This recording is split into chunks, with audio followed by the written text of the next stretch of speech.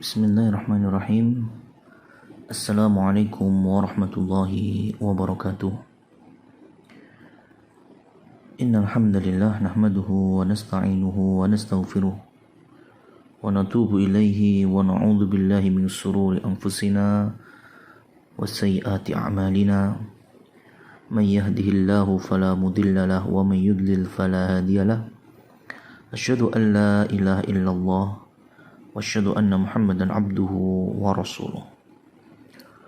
Faqala Allah Ta'ala wasta'inu bis-sabri was-salah wa innaha lakabiratun illa 'alal khashi'in. Amma ba'd, fa inna ashdaqal hadithi kitabullah wa khairal hadi hadi Muhammadin sallallahu alaihi wa alihi wa sallam wa syarrul umuri muhdatsatuha fa inna kulla muhdatsatin bid'atun wa kulla bid'atin dhalalatun wa kulla dhalalatin finnar. Ma'asyiral muslimin wal muslimat, ikhwan wa akhwat rahimani wa rahimakumullah.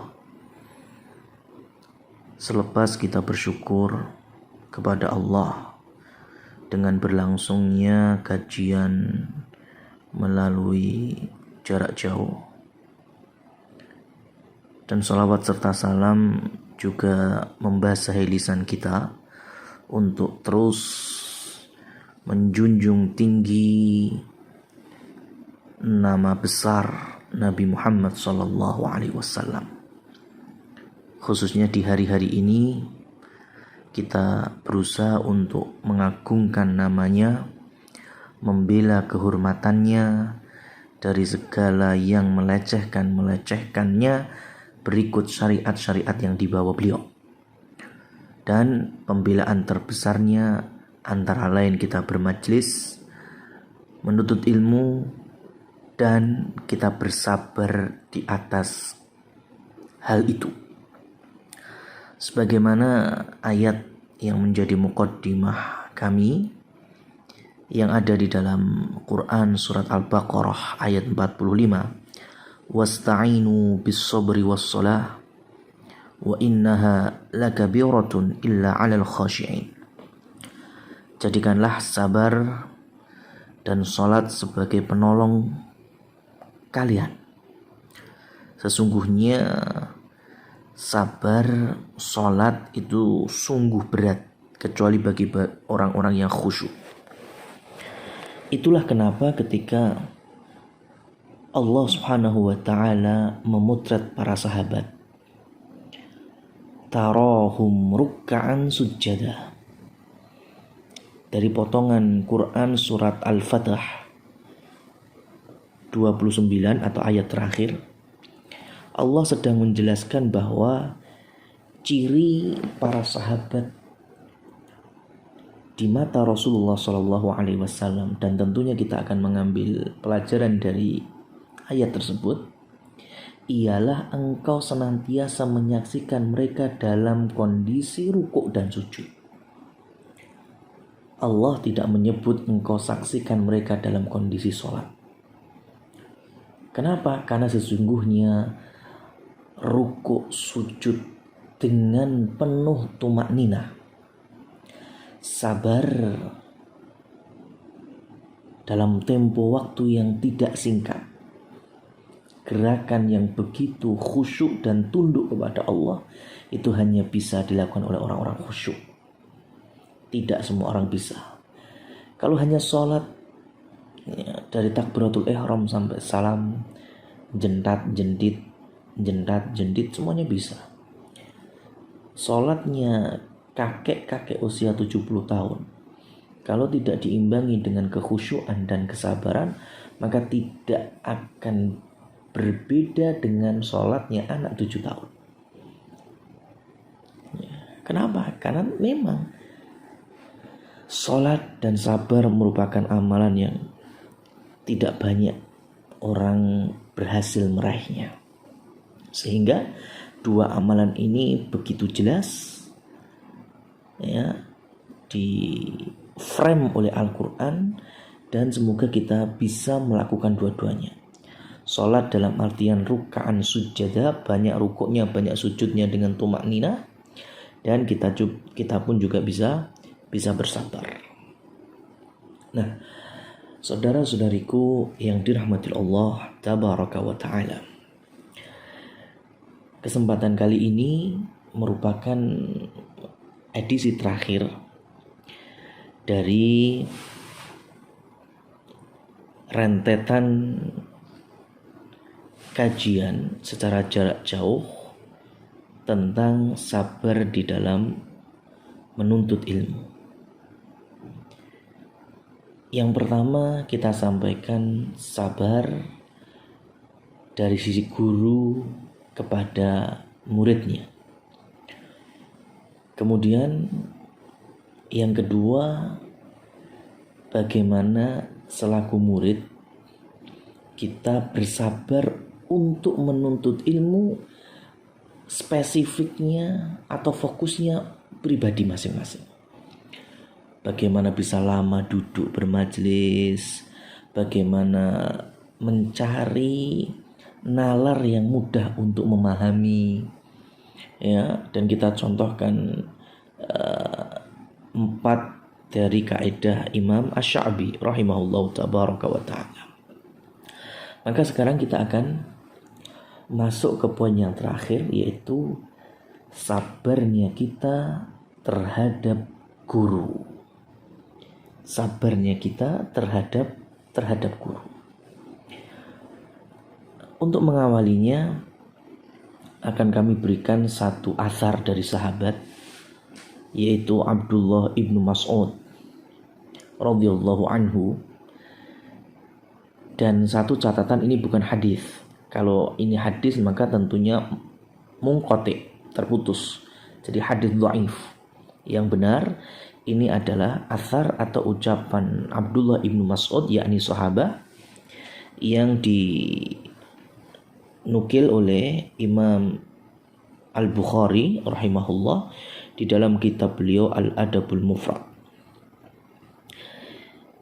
Abdullah ibnu Mas'ud radhiyallahu anhu berkata, "Innakum fi zamanin kathirun fuqaha'uhu ay ulama'uhu, qalilun khutaba'uhu, qalilun su'aluhu, kathirun mu'tuhu, al-amalu fihi qa'idun lil hawa, wa sayati min ba'dikum zamanun qalilun fuqaha'uhu, kathirun khutaba'uh, kathirun su'aluhu, qalilun mu'tuhu, al-hawa fihi qa'idun lil amali. I'lamu anna husnal hadyi fi akhiriz zaman khairum min ba'dil amal." Ini ucapan radhiyallahu anhu Abdullah ibnu Mas'ud. Kita akan penggal, ya, beberapa kalimat, kemudian kita akan terjemahkan dan kita akan ambil poin-poin terpenting sebagai fokus kita pada kesempatan kali ini. Beliau mengucapkan di zaman sahabat masih pada hidup. Di zaman para sahabat masih banyak yang hidup dan tabi'in sudah mulai muncul. Kata beliau, "Innakum fi zamanin." Kalian berada di suatu zaman, ada di satu era, kathirun fuqaha'uhu, yang begitu banyak ahli ilmunya. Para fakih-fakihnya banyak sekali. Qalilun khutaba'uhu, dan sedikit orang-orang yang pandai berbicara. Banyak ulama, sedikit khotibnya. Khotib itu dalam arti orang yang hanya pandai-pandai bersilat lidah, ngoceh sana, ngoceh sini. Maka di zaman yang banyak ahli ilmu dan sedikit para ahli komentar, kalau bahasa kita sekarang, maka yang ada di tengah-tengahnya adalah qalilun su'aluh, kathirun mu'tuh. pasti lebih banyak yang memberi dan lebih sedikit peminta-minta. Jarang ada proposal yang banyak berseliweran bantuan. Itu di zaman kapan?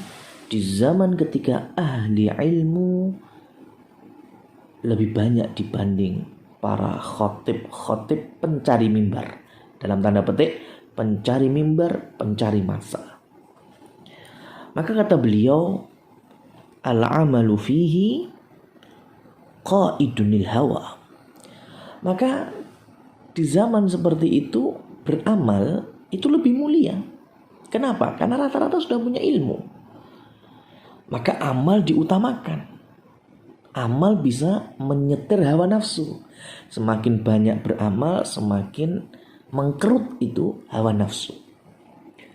Di zaman apa? Banyak ahli ilmunya. Wa sayati min ba'dikum zamanun, dan akan datang setelah itu, ya, selepas kalian suatu zaman. Berarti akan datang satu era, qalilun fuqaha'uhu, ahli fikihnya sedikit, ahli ilmunya jarang, kathirun khutaba'uhu, yang lebih banyak adalah ahli-ahli komentar, khotib pencari mimbar, pencari masa. Maka lihat di tengah-tengah kondisi seperti itu apa yang terjadi?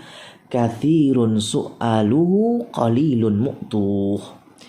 Yang ada adalah sedikit yang memberi, lebih banyak para peminta. Ini kalau bahasa kasarnya apa? Penjilat di mana-mana, pendusta merajalela, pembohong atas nama agama tidak terbendung. Berjubah, berpeci, tetapi ternyata dukun, peramal, gayanya santri, tetapi mengizinkan dan meridhoi adanya riba dengan berbagai macam dalil-dalil. Kalau enggak mau kerja di bank, kaum muslimin yang di bank konvensional keluar semuanya. Terus siapa nanti yang duduki kursi-kursi mereka? Mestinya ya orang kafir. Makanya kaum muslimin jangan meninggalkan bank-bank meskipun di situ masih ada ribanya. Naudzubillah. Ini ucapan-ucapan para khutbah yang dalam tanda petik hanya mencari hawa nafsu atau mencari pembenaran untuk hawa nafsunya. Maka saat itu lebih banyak para peminta daripada para pembeli. Ya, lebih banyak yang minta daripada yang memberi. Banyak proposal kemana-mana, ya, banyak penjilat di mana-mana, bahkan sampai di masjid-masjid pun ada penjilat. Di kajian-kajian majlis-majlis ilmu juga banyak pendusta, pembual. Banyak yang ngajak mudharabah ternyata malah khianat. Terlalu banyak percontohannya. Maka kata beliau, al-hawa fihi qaidun lil amal, i'lamu anna husnal hadi fi akhir zaman khairum min ba'dil amal. Maka di era yang semacam itu hawa nafsu yang menguasai. Daripada amal soleh, hawa nafsu di atas, lebih dikepentingkan. Maka ketahuilah bahwa sebaik-baik petunjuk, apa itu sebaik-baik petunjuk? Ilmu. Di akhir zaman tersebut lebih baik daripada beramal. Maksudnya berilmu lebih baik daripada beramal. Berilmu lebih baik daripada beramal. Bukan kemudian beramal gak penting. Karena di zaman yang beramal saja tanpa ilmu, apa yang terjadi? Perhatikan bahwa kita ini memiliki 3 pokok keimanan. Al-imanu tasdiqu bil janan, meyakini di dalam hati. Kemudian wa qaulun bil lisan, dan mengucapkan dengan lisan. wal amalu bil arkan, dan beramal dengan anggota tubuh. Artinya kalau kita sampai hanya mampu mengucapkan tanpa ada tasdikul qalbi, yakin di dalam hati, apa bedanya dengan orang-orang munafik? Mereka bermakmum dengan Rasul, lisan mereka juga berzikir, tetapi hatinya jauh dari keimanan. Tapi kalau kita hati meyakini, lisan gak mau, apa bedanya dengan Fir'aun? Hatinya ada greget itu, sampai minta kepada Haman, bangunkan bangunan yang tinggi supaya aku bisa melihat, atau setidaknya kalau melihat dengan dari lubang kecil itu istilahnya meneropong Tuhannya Musa. Artinya dalam hatinya meyakini ada Robnya Musa, tetapi gak mau untuk mengucapkan atau bahkan mengamalkan. Sekarang hatinya ada, lisannya punya iman, tapi tidak mau beramal. Iblis meyakini Allah yang menciptakannya, lisannya juga mengatakan demikian, tapi ketika Allah berfirman untuk iblis bersujud di hadapan Adam, dan itu bukti amal dia kepada Allah, tapi malah membangkang, bahkan keluar sombongnya, khalaqtani min nar wa khalaqtahu min tin. Engkau ciptakan aku dari api, engkau ciptakan Adam dari tanah. Maka orang beriman harus punya tiga-tiganya. Maka hati kita harus punya ilmu, kemudian lisan kita juga terbasahi ilmu, sehingga amalan kita sesuai dengan yang telah kita ilmui. Ya, maka ini penting, ya, supaya kita enggak salah faham. Saudara-saudariku yang dirahmati Allah Subhanahu wa ta'ala, maka dari sini sisa waktu yang ada adalah kami ingin menyampaikan bagaimana kita bersabar dengan ustadz, dengan guru, dengan syekh kita masing-masing. Terkadang guru kita itu memang sengaja tidak membukakan ilmunya saat ini, melihat kondisi. Dan itu ada contohnya. Rasulullah SAW ketika mengajarkan Mu'adz bin Jabal bahwa seluruh ahli tauhid la ilaha illallah dakhalal jannah, pasti masuk surga. Maka dengan senangnya Mu'adz bahagia sekali mendengar hadits ini. Maka sampai tanya kepada Rasulullah, afala ubasyirun nas? Boleh enggak Rasul aku sampaikan ke seluruh manusia ini, barang siapa yang sudah bersahadat pasti masuk surga. Kata Rasulullah, jangan. Mereka nanti akan berpasrah diri, berpangku tangan. Dan ini dikenang oleh Mu'adz bin Jabal radhiyallahu anhu. Sampai beliau wafat, Mu'adz tidak pernah membicarakan hal ini. Sampai menjelang Mu'adz sendiri yang mau wafat, ingat bahwa kitmanul ilmi, menyembunyikan ilmu juga termasuk dosa besar, gak boleh. Maka beliau beristihad karena Rasulullah sudah wafat dan tidak boleh menyembunyikan ilmu, salah satu wejangan Rasulullah. Maka Mu'adz pun mengajarkan kepada manusia hadis ini.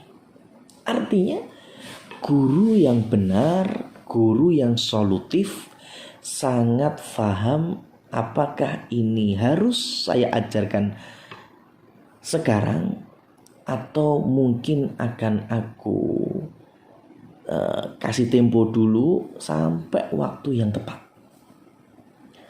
Fitnah yang ada di kita adalah kita ini pengennya instan, tidak mau namanya tadrij, step by step. Padahal itu termasuk amalan yang mengangkat derajat kesabaran kita dalam menuntut ilmu. Maka ada kaidah as-sabru akbar aunin ala jami'il umur. Kesabaran merupakan faktor pendukung terbesar dalam segala hal. Wal ihatatu bisyai' ilman wa khabaran huwa alladhi yu'inu ala sabri. Sementara wawasan, pengetahuan terhadap sesuatu baik secara ilmiah, ya, akademis maupun pengalaman merupakan faktor pendukung kesabaran. Yang ilmiah sudah kita sampaikan yang edisi yang lalu. Sekarang pengalaman itu apa? Pengalaman bersabar dengan guru. Ya. Coba sekarang kan kita ini alhamdulillah senang dengan banyaknya guru, banyaknya sanad, alhamdulillah. Tapi tolong perhatikan para ulama-ulama yang mencari sanad keilmuan. Mereka tidaklah pindah ke satu guru dari guru yang sebelumnya, melainkan sudah bertahun-tahun atau bahkan sampai syekhnya itu wafat. Seperti hanya Imam Syafi'i. Imam Syafi'i gurunya banyak, tapi guru yang pertama, ya, yang bisa istilahnya membimbing Syafi'i kecil sampai menjadi mufti, yaitu Imam Malik. Selama di Madinah Imam Malik masih hidup, Imam Syafi'i bersabar dengan guru tersebut sampai Imam Malik wafat, baru Imam Syafi'i pindah guru. Ya. Jadi nggak masalah kita ambil, oh gurunya Imam Syafi'i banyak, tetapi sudahkah kita ambil kesabaran Imam Syafi'i ketika bermajlis dengan Imam Ahmad, membuka kitabnya nggak boleh bersuara. Kalau sampai membuka kitab buku itu, ya, membuka sampai prek gitu ada suara, itu Imam Malik bisa marah. Kenapa? Karena Imam Malik punya kaidah, jangan sampai suara Nabi engkau kalahkan dengan suara yang lain. La tarfa'u aswatakum fawqa sautin Nabi. La haula wala quwata illa billah. Imam Syafi'i patuh. Meskipun nanti beliau banyak hal yang istilahnya tidak menyepakati ijtihad gurunya, itu masalah ilmiah, kita pun terima hal itu. Tapi yang menjadi pelajaran adalah kesabaran Imam Syafi'i terhadap guru. Guru tidak akan 100% benar, kita sepakat. Tapi sabarnya kita di atas kedoliman dalam tanda petik guru, itu pun juga ganjaran. Ya. Kezaliman guru kan harusnya bisa membedakan, ya, maksud kami adalah guru ini mendidik atau mendolimi. Kalau sampai guru ini mendolimi berarti enggak layak dijadikan guru. Tapi kalau ternyata guru ini mendidik, ya, seperti halnya kalau orang-orang dulu pengennya ya santri itu bisa bukan hanya ngaji, bisa ya manjat kelapa, bisa nyopir, bisa nukang, bisa nelayan, macam-macam. Maka dididik untuk itu semuanya dan punya niat supaya alumninya betul-betul mandiri. Kalau sekarang wah bisa masuk ke hak asasi manusia atau perlindungan anak, Komnas HAM, eksploitasi macam-macam. Ya, maka kita harus pintar-pintar memilah. Ya, apalagi fitnahnya adalah terkadang kita ini sangat menggebu-gebu dengan para asatid, para masyayikh yang interlokal, internasional bahkan. Kalau bukan sekampung, kita hadiri majelisnya. Karena nggak setiap hari, nggak setiap pekan, bukan rutinan, hanya tablik akbar. Tetapi kalau ustadz kampung, dalam artian ustadz yang mengajarkan kajian rutin, fikih ibadah rutin, bahasa Arab rutin, tafsir rutin, itu paling yang datang hanya bisa dihitung dengan jari tangan. Jari tangan plus jari kaki, alhamdulillah sudah. Ini kadang cuma jari tangan toh. Apakah ini disebut sabar di dalam menuntut ilmu dengan guru? Tidak. Dan itu fitnah. Itu godaan iblis di sana. Maka lebih layak kita ini berterima kasih kepada guru-guru kampung, para asatidzah qaryah, desa-desa itu yang mengajarkan tafsir dari juz amma terus, yang mengajarkan fikih ibadah dari toharoh terus, yang mengajarkan bulughul maram, riyadhus shalihin. Jangan hanya mencukupkan diri belajar lewat streaming semacam ini, lewat YouTube, ya, lewat Telegram ataupun yang lainnya. Kita tidak menyalahkan media, tetapi datangi. Kenapa toh? Kitab-kitab referensi, kitab-kitab induk dahulu itu terkadang imamnya meninggal, ya, imamnya telah meninggal, tetapi kitabnya diteruskan oleh muridnya. Disebabkan karena muridnya lama bermajelis dengan gurunya, sabar, sehingga ilmunya itu betul-betul kalau orang Jawa bilang jaduk, totalitas. Ya kalau kita sama Ustadz Fulan, ya nggak setuju dikit, langsung keluar majelis. Ya ustadznya ada kesalahan dikit aja dan itu mungkin khilaf masalah fikih, kemudian keluar dari majelisnya. Ini model seperti apa? Ya, maka nggak mungkin kita akan mampu menjadi figur innama yakhsyallah min ibadil ulama kalau sampai kita aja nggak bisa bersabar di atas kesusah payahan, ketidaksunangan, ketidaksesuaian guru dalam mengajar. Ya, karena termasuk di antara barokahnya ilmu yaitu khidmahnya kita kepada guru. Meskipun kita akan memberikan catatan di bawahnya yaitu tidak sampai hulu. Ya, nggak boleh taklid, itu jelas. Ya, nggak perlu nyium sampai keras-keras, ya setiap datang harus dihormati sedemikian dan kita nggak butuh itu. Yang dibutuhkan guru yaitu murid menghormati karena ilmu, bukan karena orangnya. Ya, selama ilmu itu qala Allah, qala Rasul, ijma'us sahabah, maka disitulah kita menghormatinya. Kalau sampai orang itu keluar dari qala Allah, qala Rasul, ijma'us sahabah, maka ya sudah, tidak layak tentunya untuk dijadikan dulu. Ya. Dan memang ujung dari sabar terhadap guru sebagaimana Musa alaihissalam berkata kepada Khidir saat itu, hal attabi'uka ala an tu'allimani mimma 'allamta rusyda. Bolehkah aku mengikutimu supaya engkau mengajarkan kepadaku ilmu yang benar di antara ilmu-ilmu yang engkau miliki? Qala innaka lan tastati'a ma'iya sabra. Maka Khidir saat itu menjawab, sesungguhnya kamu sekali-kali tidak akan sanggup sabar bersama aku. Ini mengatakan orang soleh yang diajak ngomong dengan orang soleh. Nabi sama Nabi itu pun nasihatnya masih sabar, apalagi kita. Maka tentunya tidak ada kata penutup selain ayo kita bersabar di atas kekurangan guru. Kita bersabar di atas kekhilafan yang bisa ditoleransi dari seorang guru. Kita juga bersabar dari sikap terkadang marahnya, terkadang acuh tak acuhnya, ya, dari seorang guru. Karena bisa jadi guru itu sedang menyimpan suatu yang besar terhadap kita.